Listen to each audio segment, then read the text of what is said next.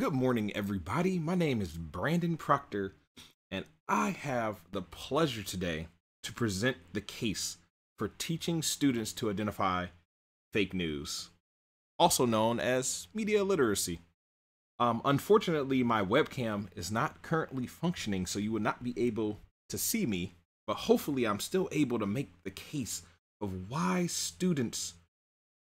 teachers should teach students how to identify fake news and why it's important and why it is beneficial to us all.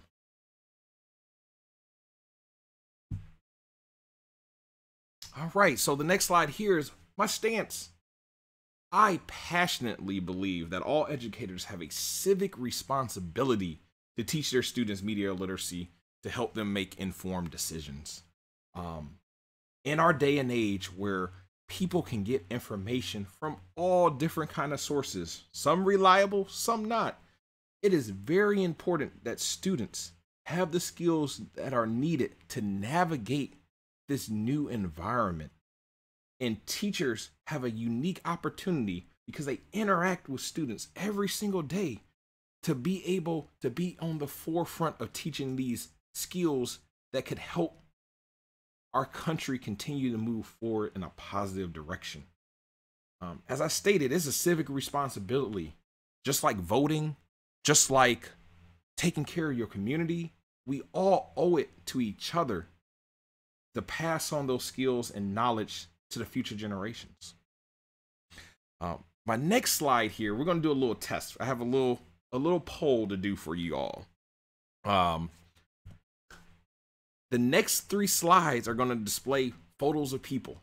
What you are going to do is you're going to decide if the photo is a real person or if the photo is a photo of a computer generated person. I think this is really interesting. I have 3 photos. I'm going to put them up on the screen and give you all an opportunity to see if you can figure out which photo is real, which photo is fake. Are you ready? First photo, right here.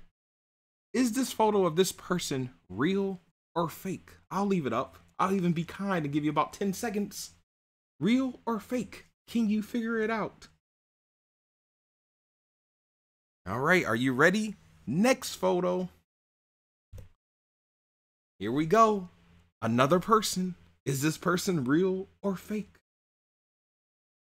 Real or fake? Real or fake? My personal opinion, I think the person looks pretty real to me. Real or fake? All right. Last photo. Is this person real or fake? Is the person real or fake? I wish I could have the Jeopardy music playing as I'm presenting this. Real or fake? Lock in your final answers.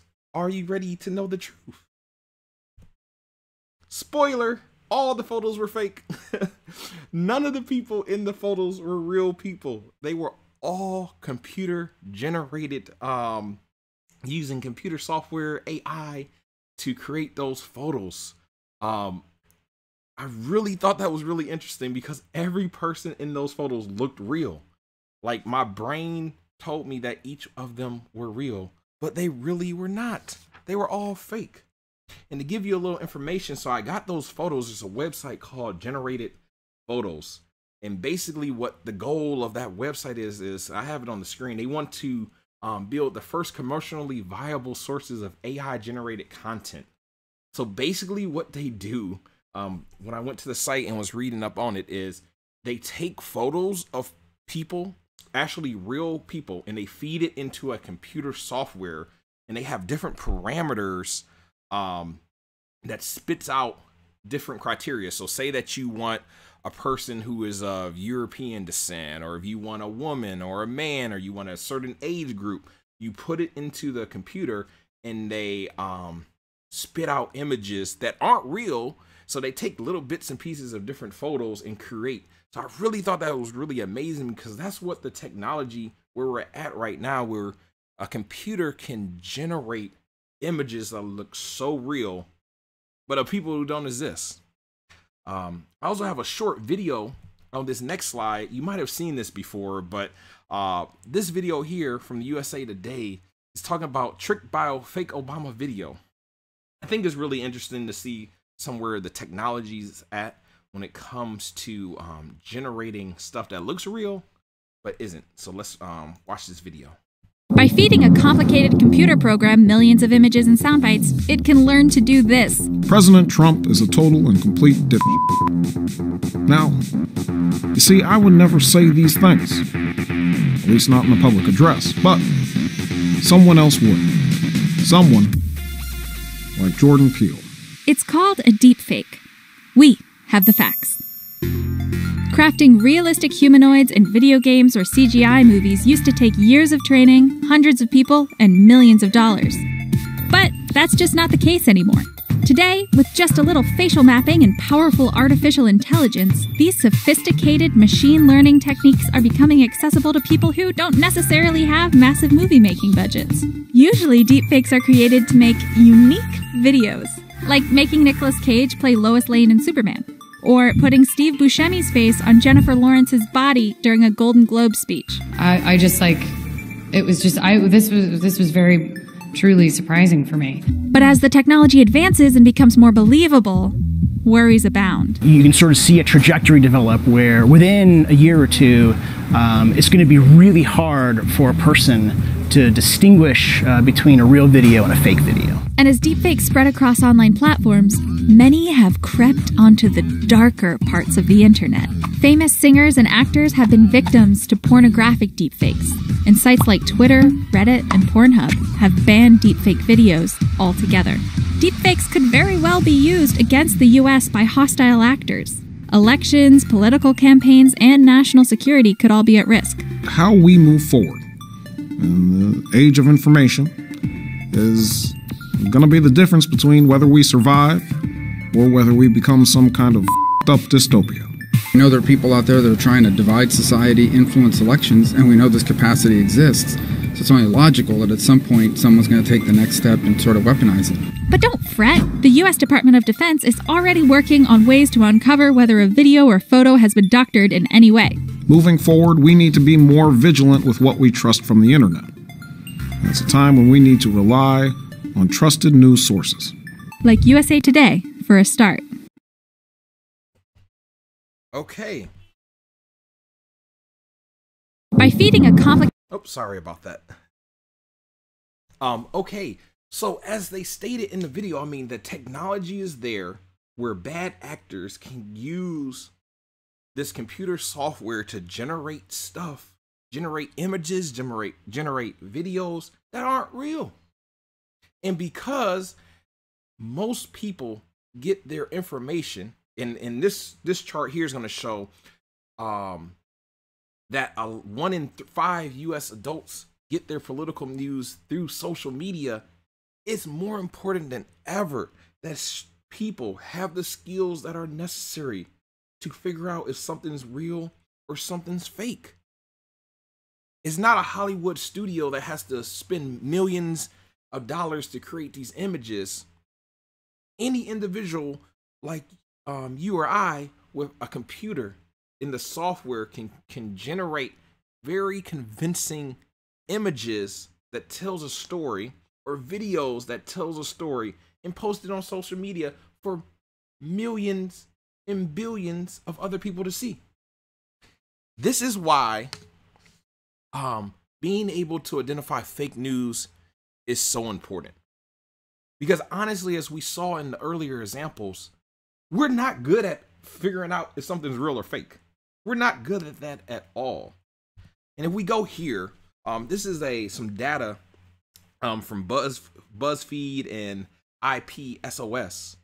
And it's basically talking about fake news and how it's perceived. And so basically 3,000 people, 18 years or older, were shown fake headlines. And as you can see, people perceive those headlines as real. We're not good. All of the headlines were not real.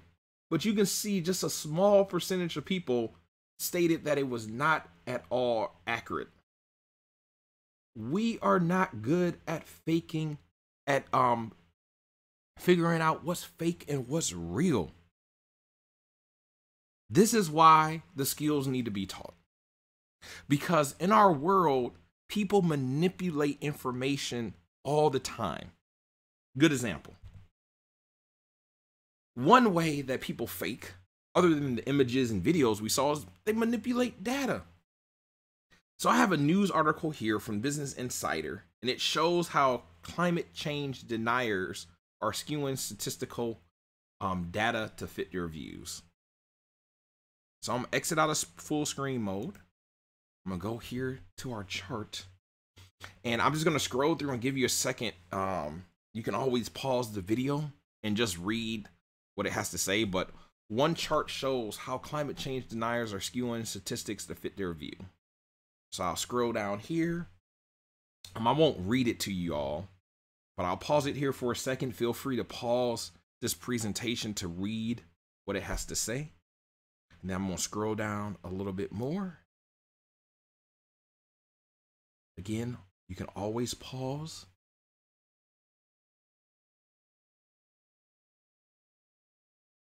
So basically what this article talks about is how people can manipulate data to fit whatever narrative they want to do, to help push their agenda of fake news. And we see it a lot. One type of data we see a lot is like crime statistics, and especially that's crime that involves, certain minority groups, and it's really interesting. I remember in college, undergrad, we were talking about like drug use and how like 25% of people use some type of illegal drug, and how like 70-80% of all drug arrests are minorities. And you could hear that and people say, see, it's minority people who are abusing drugs. But no, that data is being manipulated. It doesn't show the whole story, and doesn't show the systematic racism that's in the drug laws and how it's enforced in our country. But again, people can use data, images, information, misinformation campaigns to present a narrative that they want us to hear. Let me go back to my PowerPoint slide. This has real life consequences. Fake news has real life consequences. We all will remember where we were at when the United States Capitol was raided. We all know where we were at. We will never forget these photos of armed security guards on the floor of Congress, protecting Congress people from fake news, the big lie. We'll all remember where we're at, where the lie-made people stormed the U.S. Capitol building. This is why it's important. This is why you have a civic duty to teach the skills necessary. Just like some people join the military, some people join law enforcement because they want to protect and serve, they want to give back. You have the right. You have the duty to teach people so this never happens again. So that we have a country with well-informed people who can make decisions on their own instead of believing the big lie.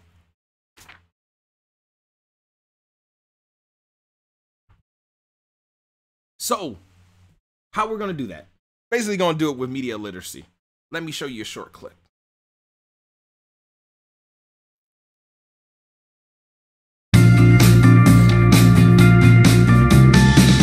Kids take in a huge amount of information from lots of sources. Text messages, memes, viral videos, social media, video games, advertising. Information is coming at us all from everywhere. But all media is created by someone and is created for a reason.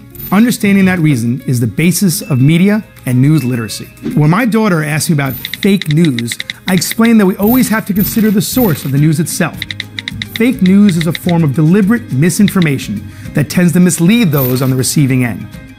This is why it's so important to teach our students to think critically and to ask important questions about the sources and authorship. A Stanford Graduate School of Education study launched in January 2015 found that 80% of middle school students surveyed believed that an article with the word sponsored content was a real news story. I find that scary. This won't change overnight, but it's up to us to remind our children to question what they read and to model our own questioning around what's reliable, biased, or inaccurate.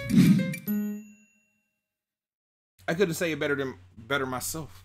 I mean, I think that really gives a good overview of why we have to teach these skills. Because a lot of young people, a lot of old people, a lot of adults don't know the skill, do not have the skills that's necessary to determine if something's real or fake. But using that information to make real life decisions that could have a negative impact on themselves, their families, their friends, their neighbors. So what is media literacy? Media literacy is a 21st century approach to education. It provides the framework to access, analyze, and evaluate and create messages in a variety of forms. It builds on our role of media in our society. It helps us become citizens of a democracy. Media is important. It was so important that it was included in the First Amendment of our U.S. Constitution. The founders of this country understood how important media was to a well-functioning democracy. But what we have is bad actors taking advantage. But we're going to fight back because we're going to teach our kids media literacy. We're going to teach them the skills that they need to access, analyze, and evaluate information and use that to make an informed decision. As you can see here, the purpose is helping students become more competent critical thinkers, and literate in all media forms. The point is not to memorize facts or statistics, but rather to ask the right questions and to dive deeper and try to understand what the media is trying to show you. And as I stated earlier, I showed that chart with so many people getting their forms of media from a digital format is more important than ever. I have another short video to show you about teaching digital literacy, because media literacy, digital literacy, they go hand in hand.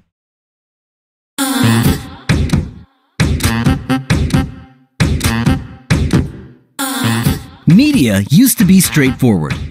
People produced things like magazines, newspapers, radio, and television, then distributed it to the masses. You were the last link in the chain. Today we have the internet. Not a chain, but a network of digital connections, with no beginning and no end. But there's one thing about media that hasn't changed over the years. Media are constructions. Media are created largely for social, political, or commercial purposes, to sell products or services, values or ideals to you, your family, and your friends. Our digitally connected world is constantly transforming the way we play, learn, and interact with each other. Digital media are getting more sophisticated and harder to navigate. To survive and thrive in a networked digital age, you need to know and understand how to access digital media, analyze it, evaluate it, and produce it. Be aware and be smart. Digital Media Smart. Think of the different digital media you use. Identify who made them, how they work, and how they make money for their creators. Right on point. What we have to remember is that all media is constructed. All media is trying to get a certain point of view across, trying to get a certain point, certain type of message across to their viewers. And also is to make some money. So these are the core concepts that we have to pass on when we're trying to teach media literacy right here. These 5 core concepts. And if we're able as educators to teach our students, to teach our friends, our families, our neighbors, these core concepts, it would help stop the misinformation campaign that is plaguing our country right now. I have a good chart here that really shows that media is aligned. So let's look at these news sites here. And you can see on this chart from Pew Research Center, if it falls on the line to the audience is more consistently liberal or if the audience is more consistently conservative. So if you sit here and you look at this report, you say, man, I only get my information from the Rush Limbaugh show. Well, that message is being constructed to reach more conservative people. Or I'm getting my message more from the Slate. That message is to speak to more liberal people.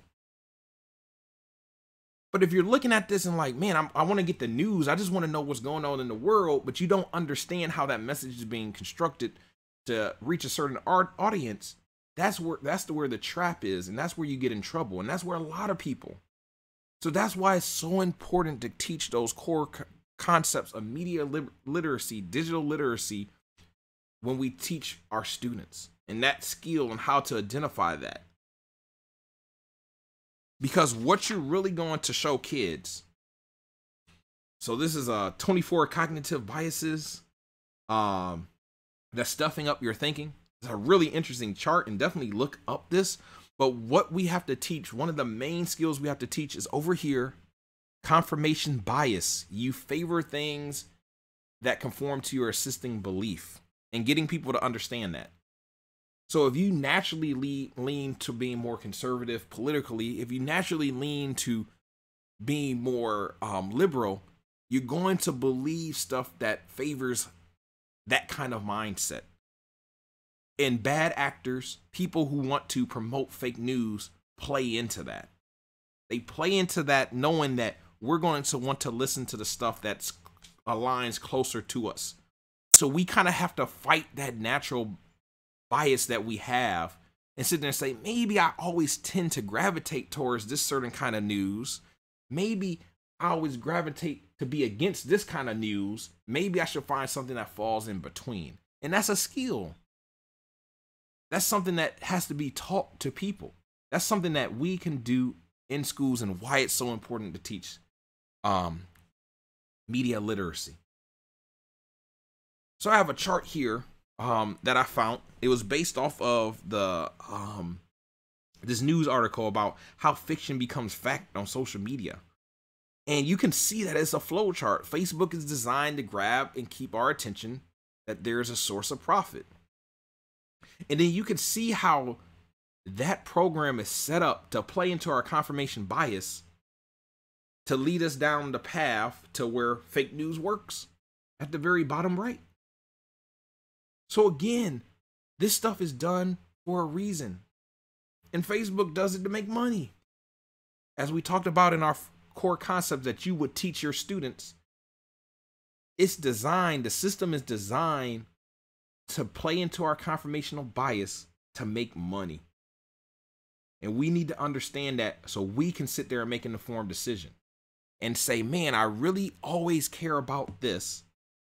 So Facebook's going to pull me in. But man, is there another point of view to this? Is there something I'm missing? That's what we have to teach. That's what we have to teach to be able to analyze and evaluate. This is what we have to teach these kids. How to find those sources that's correct. Is that source I'm even reading on Facebook, is that real? Who is that person? Take time to reflect so we can act, so we can make informed decisions. What's the benefits of media literacy? Help students become wiser consumers of media, foster critical thinking, and help students develop collaboration and citizenship. These are all three things that we need in spades in our country right now. And this is what we could help people of our country get if we taught media literacy. This is why it's so important. So here I have actually there's a lot of resources for us educators to use to teach this. because we might not feel confident in our ability to evaluate media in the first place. And there's a lot of different high quality sources that will teach that. So I'm going to exit out of full screen mode for a second. I'm going to go over here to this website, Civic Online Reasoning. And they have a whole lesson plan and curriculum centered around what is evidence, how to evaluate evidence. You can see this is all part of this collection here. Intro to what's evidence, evaluating evidence, intro to what to do other sources. So you can see that they try to teach these skills and that you can even work in a lesson, because all our standards have a component where it talks about teaching critical thinking skills. And this will be the perfect opportunity to do that.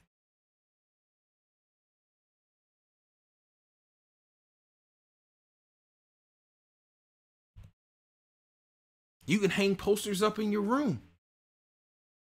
You can have this and always work in how to analyze this, especially if you are a language arts teacher, a social studies teacher, even science and math. You could all teach this when you read a research journal. How can we know we can trust this research journal? When you're reading this nonfiction book, how can we trust that we're going to believe what they're saying? When we're doing math and we're learning how to do formulas and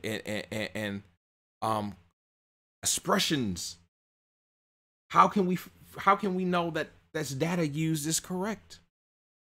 Every educator can work this into their curriculum.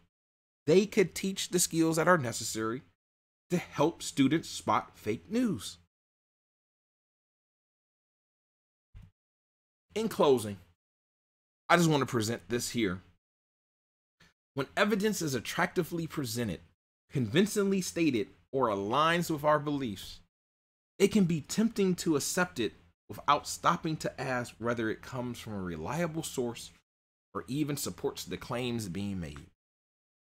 And at the end, that's what we're facing right now as a country. And that's what we have to all work to stop, to not fall into that trap. So I hope you all are with me. I hope each of you are willing to step up to the plate and be the change agents that we need to help stop the misinformation campaign that is plaguing our country, and to go and teach somebody else the skills that are necessary how to identify fake news. Again, my name is Brandon. Thank you for sitting here and listening to this presentation. And I look forward to engaging you in our discussion board post. Have a good rest of your day. Take care. Bye.